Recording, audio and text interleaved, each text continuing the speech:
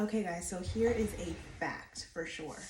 Calculating your body fat percentage. And there's plenty of people that are toned and muscular, men and women, that look great, have reached their goals, and from beginning to end have never calculated their body fat. So it is not in any way something that you need to do.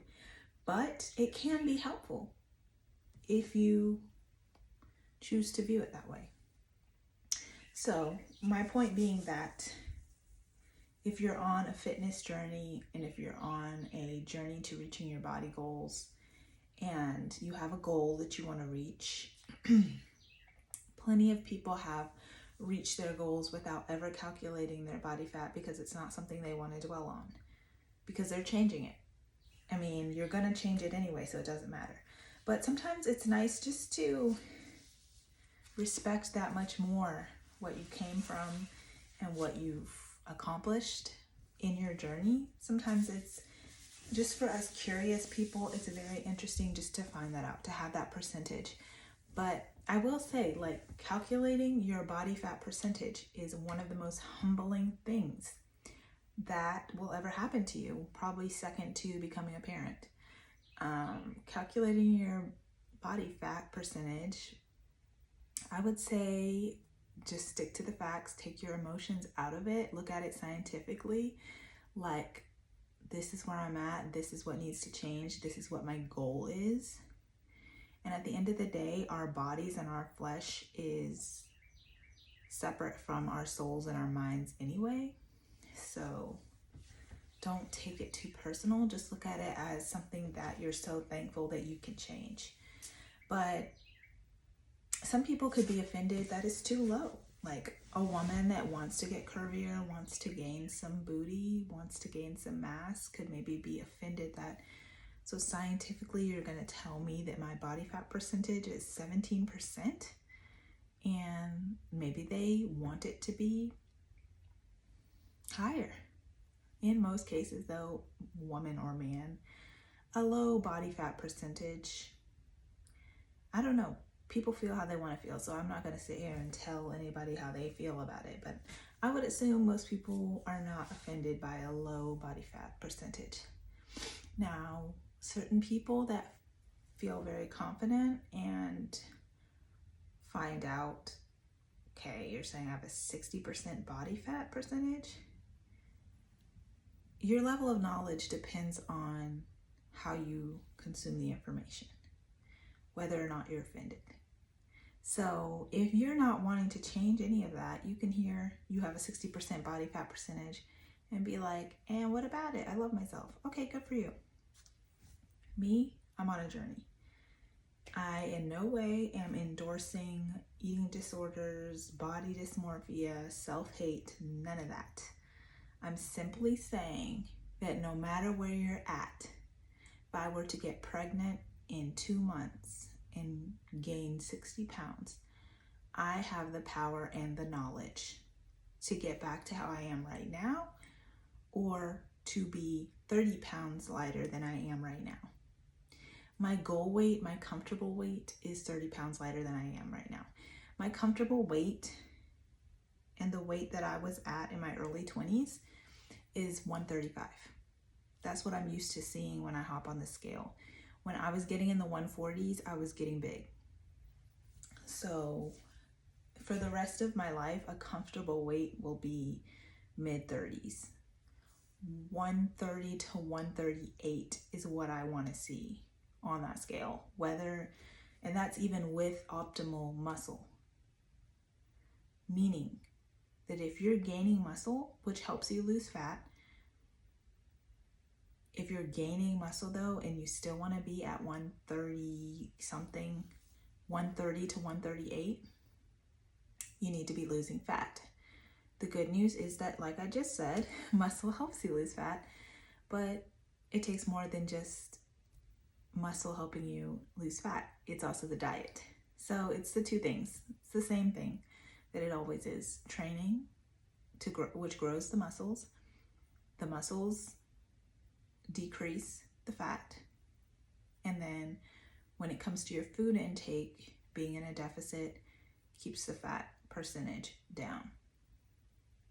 It's all scientific. But guys, the best way to not be offended by any of this is like, honestly, separate yourself, take your emotions out of it. It's not personal.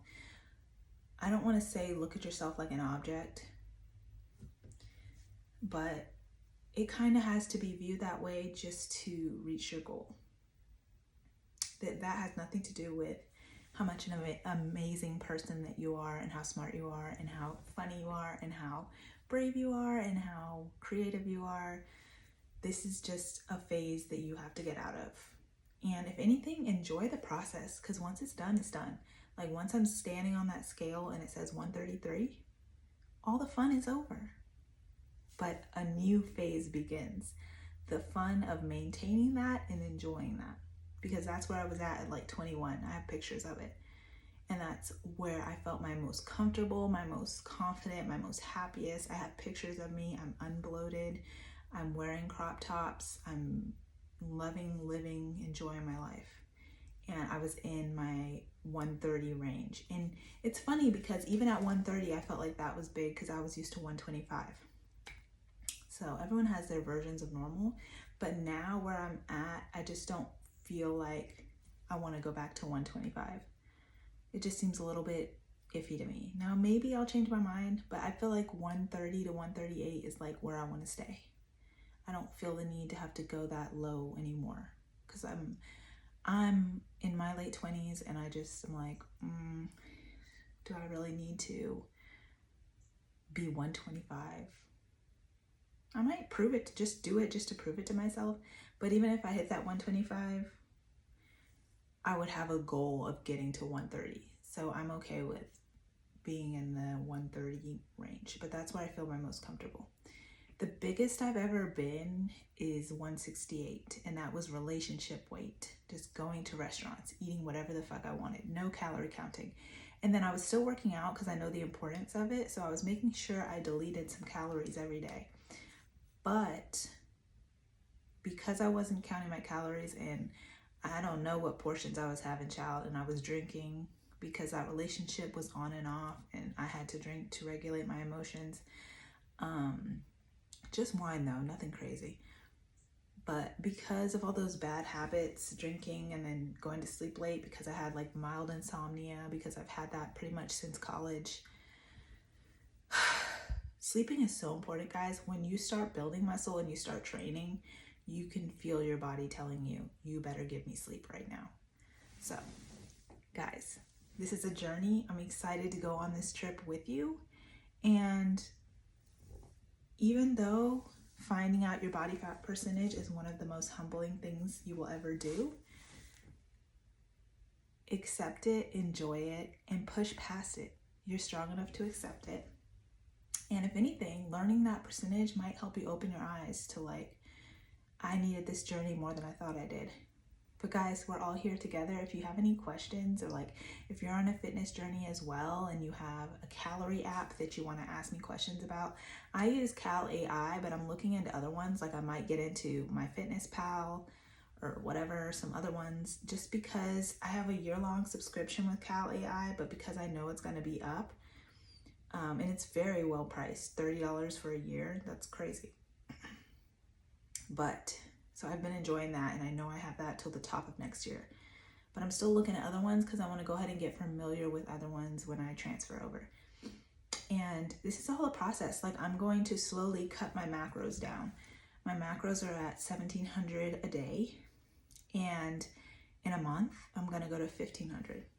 And then I'm going to stay at 1,500 for about 3 more months. And then I'm going to go to 1,200. And I'm going to stop at 1,200. But in order to reach my 130 goal, making 1,200 a day my norm for macros is the ideal thing that I want. But it's a process because you have to get your body used to having less. You can't just do it all at once. You have to slowly implement things. Like even when I was starting to eat healthier, I couldn't just get rid of all my bad food at once. Mentally, I was just not going to do that. It would just make me cry and be like so depressed I would give up quicker. So, and that's how everyone should be. Take your time. If you have a boyfriend that's rushing it, get rid of him. If you have a friend that's rushing it, get rid of them. If you have a husband that's rushing it, get a divorce. I don't know what to tell you, but you can't rush the process. You will get to the point where you look up and everything in your pantry is pretty much, you've realized you've become fully healthy. Now it's just portion control. Because being fully healthy doesn't really matter if you don't have portion control. But guys, all that to say that we're in this together. Keep glowing, growing, and thriving. I don't think I said that in the beginning of the video, my bad. And see you in the next one. Bye.